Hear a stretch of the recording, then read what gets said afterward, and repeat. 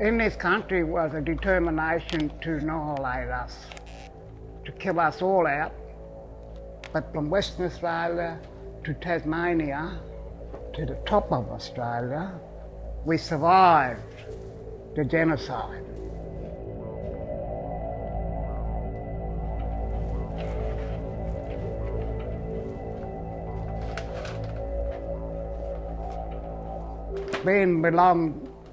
Joining the cooperative is like medicine, like good for me, and healing and all that. And it gave me identity, the cooperative. Yeah.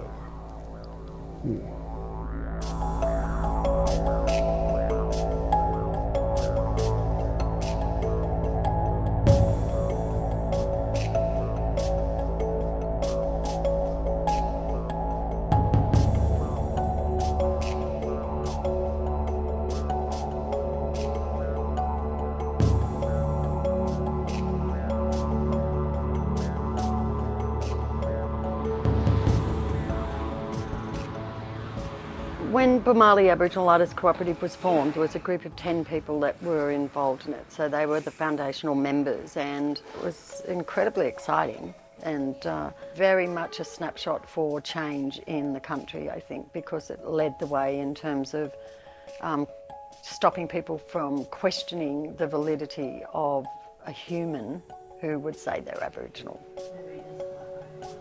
Stereotypes and identity that were largely promoted by non-Aboriginal people through ignorance were things that we actually challenged.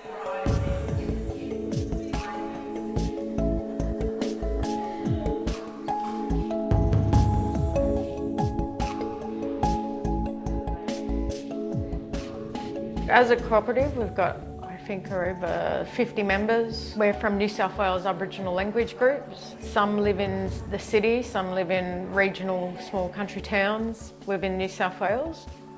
We do a few different exhibitions around different issues that arise around Aboriginal self-determination and around putting our story out there, especially in the arts.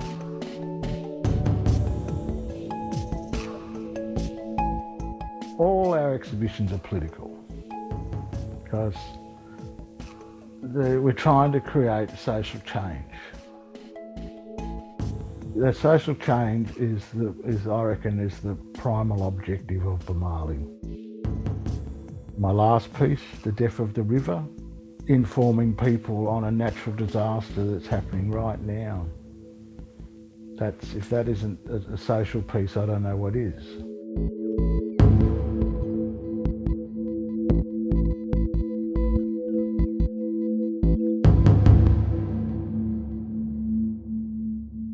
Empowering, I think, is probably a really good word to describe the members of Boomalli.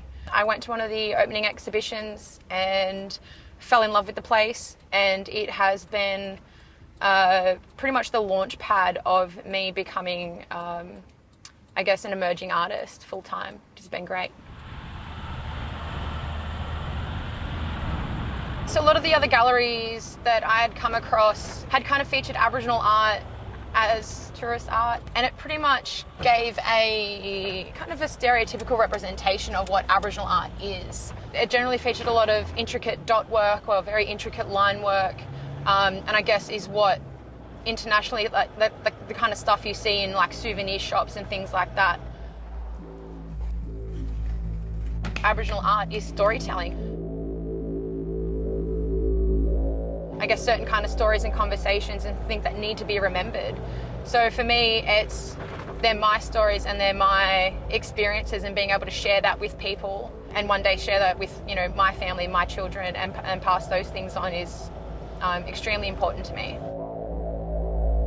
As a young Aboriginal Australian, growing up was a little bit difficult depending on where you were. Coming into the city, there's still a lot of racism, there's still a lot of stereotypes, there's still a lot of prejudice, and it does become a bit tricky in feeling confident and feeling comfortable in being able to express your identity and show that to the world. Despite that, a lot of intergenerational trauma about growing up Aboriginal in Australia, like not being able to speak language and things like that kind of things that make me feel incomplete, but there's also a huge sense of pride in being able to say, yes, I'm Aboriginal, and this is where I'm from. Like, I know where my family's from. I feel connected to those places. But there's definitely still a lot that we can do in this country to really kind of celebrate the world's oldest continually living culture that is so rich still, despite everything that's happened. So I'm very lucky.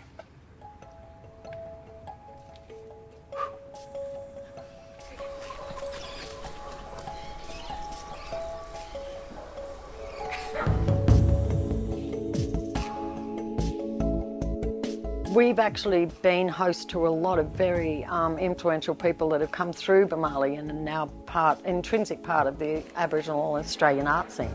Boomalli's been an enabler of many people for their careers, getting really good wages for, industry, remuneration for artists, better contracts, and we're getting a larger cut of, what Aboriginal artists can do in the city in terms of public artwork.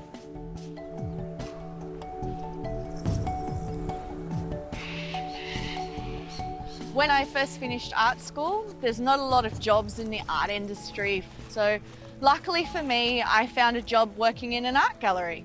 And some of the artists that I'd studied over the years, I actually got to sell their works and things like that. And it was an amazing experience. However, the longer I was there, the more I was learning. I actually started to see that it wasn't as great as I thought it was. We would buy our artwork from wholesalers, and my job was actually to mark up these artworks 300% and price them to be sold to the public. So what really stuck with me was, how much is the artist actually getting? These poor artists work tirelessly in hot conditions, in the middle of the desert, sometimes in tin sheds, painting and painting and painting. Some of these paintings that will sell for tens of thousands of dollars, whereas the artist who actually created it's probably lucky to see a couple of hundred. With Boomalli, that's actually helping us get more share of the pie. Boomalli is something really special to me. It's the first of its kind in Australia. It's owned and run by the members, so it's important because it's community. And as an Aboriginal person, community is everything. No one questions who I am because of the colour of my skin. There's no question of identity. Everyone understands each other. It's a place that you can go and be safe and present yourself safely without criticism. And it's also supportive, they bring in so many walks of life and artists and clients that it's a great opportunity for us to sell our works that we wouldn't normally get to sell.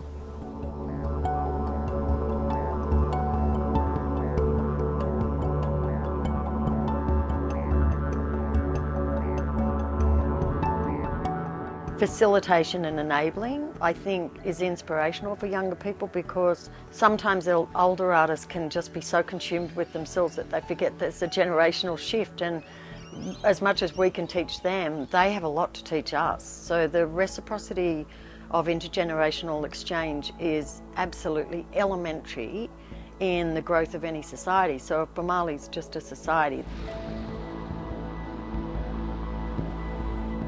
I'm a founding member.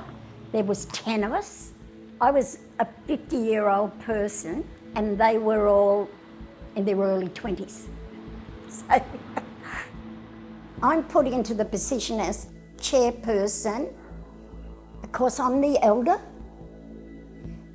and then people respect the elders as being the authority. I saw my parents as being my first teachers, and I didn't think of them as teachers until later in my life. We'd sit under the stars like most Indigenous people around the world do, and they'll say, "What can you see up there? Can you make a picture out of those clouds and that?" Or if we were going along the creek bed, "Can you see a frog in those rocks along there?" So even though they were teaching me, I didn't see them until later in my life when I got involved with Boomalli and I had to start doing things all the time. I didn't realise that. I do the same with my great-grandchildren now. The black represents the people. The sun represents where all energies come from. And the red represents blood of the land.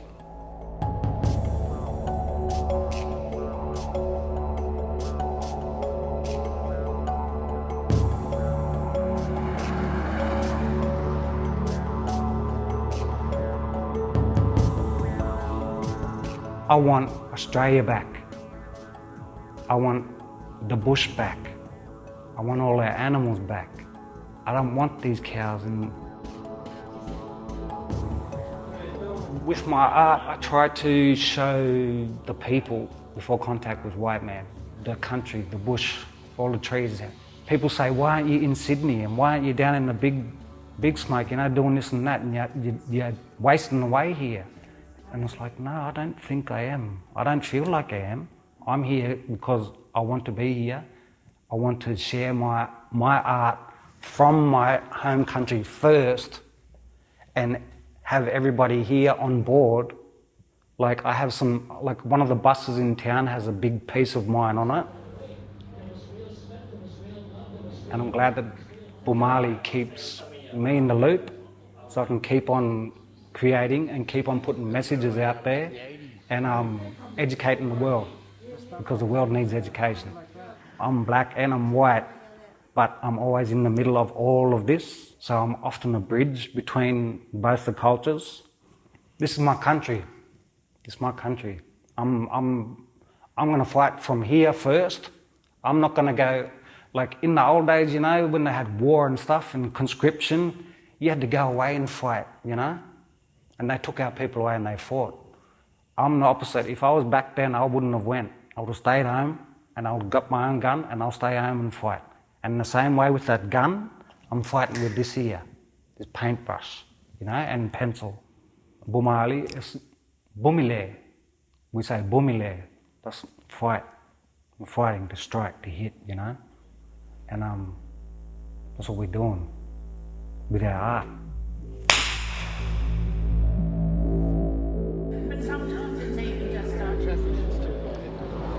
We need, as a global community, to join hands and create change with our young people, our old people, and whoever I fit in. To collectively work together is a better way to pursue equality and egalitarianism across the world. So if we work together as a group of people globally, we can make change. And we have to start here. We have to start in our own communities and societies. I'm a stolen generation person, and I was taken away from my family in 1959, and I was 4 years old. So I'm fortunate to be here, because I come from strong people. I teach young people to be strong in that belief, never be put down by anything that anyone says. Don't let it may upset you, but be strong of who you are as a Koori person. That is the power, because we survived it. We survived genocide, and we're still around.